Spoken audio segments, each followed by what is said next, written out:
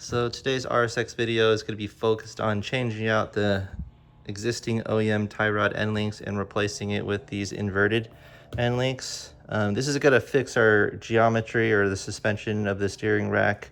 When we lowered the car and we kept the OEM tie rod end links, the rack is now at a pretty sharp angle where the end links are just kind of pointed up.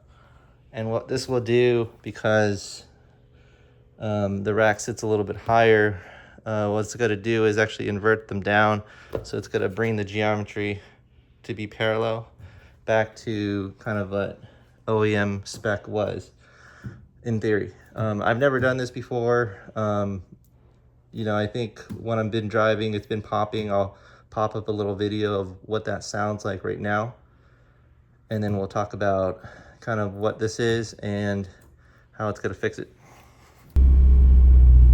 So we're over here bringing the RSX out, and I'm about to make the turn, and you can hear a little knocking, little pins.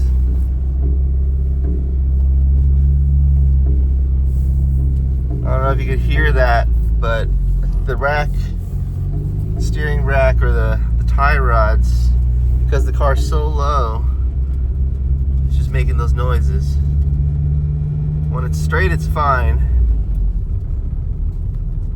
And we turn the wheel again at low speeds, it just makes that sound.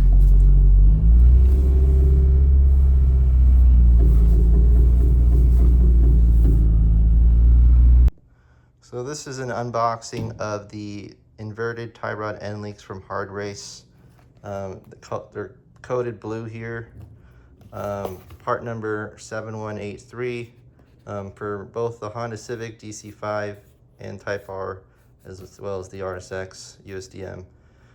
So it's a two-piece set. We're going to install it from upside down, as they mentioned there. So it's going to be coming from the bottom with this castle nut instead of the OEM one where we actually install it from the top down. Out of the box, you get two pieces, one on each side.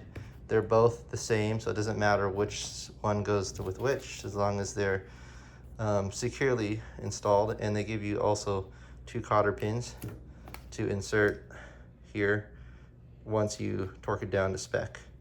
When you install it, all you need to do is take off this little rubber grommet, insert it back from these threads, and torque it. Make sure it's at the proper spec. And then from there, torque this down to spec at the top where the castle nut is, put the cotter pin in, and probably get another alignment. But this is what it is. Hardrace's inverted tie rod end links, part number 7183. Looks pretty good. I'm pretty excited about this install, and more to come. So before we install the inverted tie rods, we got to take off the OEM ones. I've done this a few times before, but we're going to take it off with a ball joint separator here. And first we need to take out the cotter pin. That's going to be right over here. We're going to just kind of reverse it. All right, so that's out. We're about to change it out with a new one, but we're going to take off this nut right now.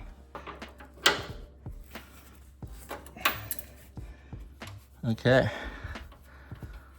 so that one's out. Then we're gonna take this ball joint separator, just stick it right underneath. Oh look, it's already out. Easy as that. So it wasn't holding in too much, so that's good. And so now we gotta loosen this thing before we actually take it out. Now that we know it's loose a little bit, I'm just gonna slide this nut back on because we might do some adjustments, but we're pretty much ready to go to loosen this existing end link.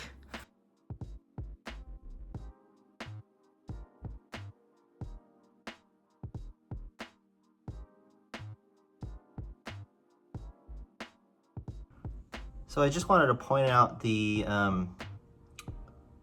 the tie rod ends and just kind of the bend that you see there. It's kind of on jack stands right now, but when you put it on tires and when it's lower, it's actually at a greater arch or an angle. And so what we're gonna do here is just gonna invert these tie rods with a new aftermarket tie rod end. These are the OEM ones, and that should fix how arched or how angled the tie rod end links in the tie rods themselves. Kind of the geometry, how it's kind of pointed at a V going upwards, and we're gonna actually try to flatten it out and try to zero it out as much as possible. Before we do that, we got to take off these tie rod end links, and we're gonna have to get some open wrenches and just try to take that out right now. All right, so we're gonna work on taking off the existing OEM end links. So before I fully take off the end link, one of the things I've done is put some tape around the, as you can see there, put a little tape around the locking nut and the end link. It's not perfect, but at least gives me like a gauge of where I should put the new tie rod on. That way it's not too off alignment, so when I drive to get an alignment, I can actually drive it safely there. So that's just a little tip while you're doing this. So right now I have both wrenches around the tie rod end link as well as the locking nut, and I'm gonna pull the locking nut to the right, which is the opposite, and I'm gonna try to pull this together. Hopefully it'll free it up. Okay, so pretty much you pull it together, spinning the locking nut to the right, and that should loosen. I'm gonna push this out, as you can see there, and pretty much gonna loosen it left and spin it all the way out. All right, so that is the OEM tie rod end link removed from the car. So let's do a quick comparison of the OEM link and the newer Hardrace inverted tie rod end link. You can see the difference there. So that's kind of what it looks like. This is pretty much the difference between the two. Just wanted to give you guys a little side-by-side comparison when you're looking at these end links and kind of knowing what it looks like. This looks a lot better in terms of the weight of the inverted link. The OEM one's pretty light, as well as the thickness. You can see that Hardrace has really put the time to, put effort in quality, and hopefully this will create a smoother ride. This is like a nice piece of rubber, just like this kind of OEM boot, and we'll see. All right, so we have one Hardrace inverted tie rod end link installed. Let me get a little closer and kind of talk about what I've done. Let me grab the other one so you can also see what's going on. So this is the other side. This is the other one I haven't installed yet. I've installed one side already. After you remove the existing kind of OEM end link here, what you need to do, and when you look at this one, you notice like there's really not much room for a hole about like it's like 3/4 to an inch for the kind of coilover arm to fit in here, and that's on purpose. And so what's going to happen is you're going to take these off and you can pull out this pin, and what this pin is doing is it's tapered at the top, as you can see there. If you notice, it kind of like comes out a little bit. You're going to drop the pin all the way to the top, all the way through. And if you notice, this one sits a little thicker. When you drop it through, it's probably only showing just a little bit, but it's pretty sturdy. It's not going in because it's tapered. It locks it in place, and that'll give you a little extra clearance to spin this back onto your tie rod, drop the pin through, as you see here, and then you're just gonna conclude with this washer here, and then this nut at the end of it. So that's what you see here. So I pretty much drop the pin up top. You have this kind of permanent washer here. I moved this around so I could fit it up in place, and then I locked it up with the castle nut. I haven't put the cotter pin, I haven't torqued it down yet. I just wanted to show you the composition of the tie rod end link and kind of how you put the inverted one on. And you might need a jack stand at the bottom here to push the suspension up a little bit so you have a little bit room to clear because you're fitting it on the bottom. So you can see here I took a little jack stand and pressed it up against the rotor. That way I can push the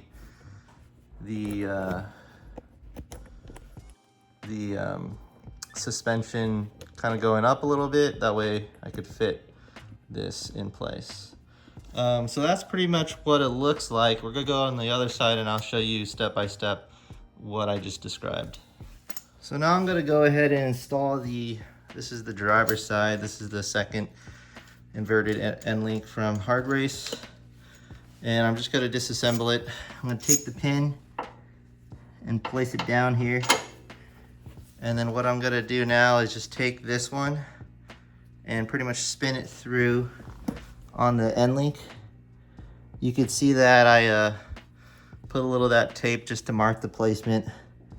It's gonna be off alignment a little bit. The toe's gonna be off, but at least I have at least an initial gauge, and then we can make adjustments once you get it on tires.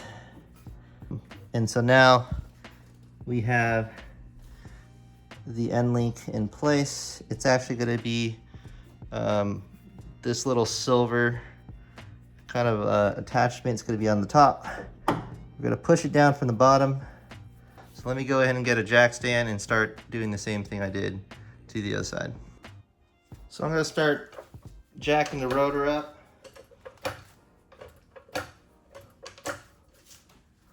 And that is going to give me enough clearance to address getting the end link underneath. I think it's high enough now. If not, I can jack it up a little bit more.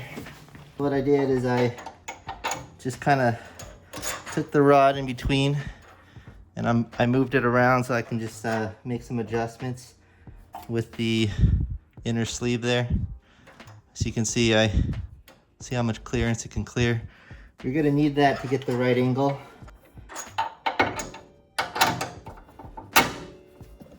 As you can see, the pin's in. And we're gonna bring it all the way down to the top. And you can see all that clearance and all that thread that we can actually put both this kind of thick washer, narrow side up, and then the calcium nut in.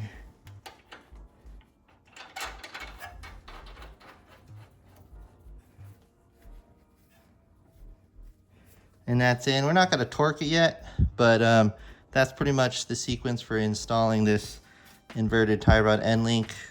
This tapered rod is keeping it in place. It's not going to come out.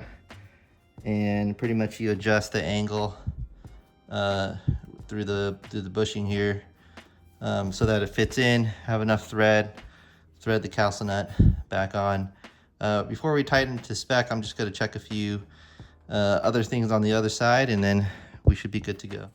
So now that everything's installed, we're just going to have to torque everything at the right spec. I'm going to start with using this 19mm and just starting to hand tighten it so it gets in there. And this is going to be torqued at 40 foot-pounds. So that's what it's going to end up with. And we're going to set it to 40. And we'll let it kind of lock in place there. And it's ready to go since it's at 0.